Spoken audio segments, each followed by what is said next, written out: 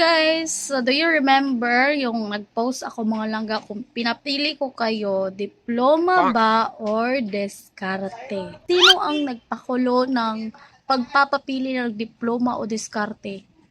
Bibili ko din mo. Maraming nakapagtapos ng pag-aaral ngayon na nasa bahay lang. Oo, nasa bahay lang, naging housewife lang. 'Di ba? At hindi nila ginamit yung kanilang pinag-aralan, 'di ba? Yung pinursu nilang mga course. Marami naman ngayon na talagang grabe dumiskarte para maghanap buhay kahit wala silang natapos. Kasi meron silang pagsisikap. Ganun.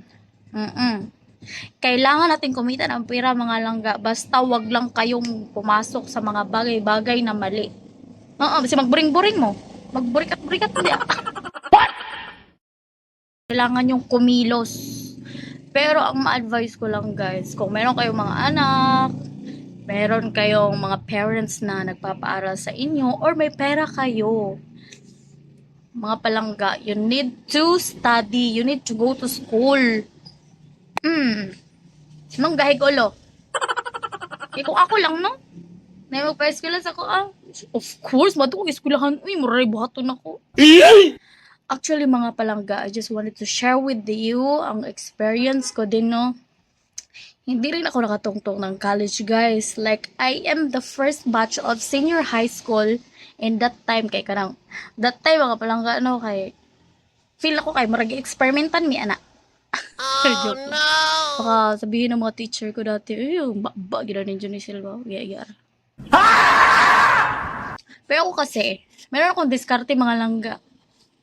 Diskarte, yun para mabuhi dahil kailangan na to magdiskarte. Hindi pwede na maging tamad tayo. Kasi kung maging tamad tayo mga langga, na. Kaon, tagbalas. Kakain tayo ng damo. Damo, alam niyo yung damo? Sa Bisaya pa, sagbot. So, meron ding case mga langga na merong mga working students ngayon na ginagamit talaga yung diskarte nila para magka-diploma. At saka ang daming mga mayayaman ngayon na hindi nagkaroon ng diploma. Wow! Sana all! Sana all kaayo, no? So, it depends on you. Pero kung papipiliin ako mga palangga, to be honest, prangka nga pagkastorya, diskarte. Kung merong extrang pera, kung may pera, plus diploma. Bugo ang nagpauso ni. Important is kung paano tayo sumurvive sa mundong magulo. Ano lang. Yung pinakomplicate. Ano yung kinabuhi?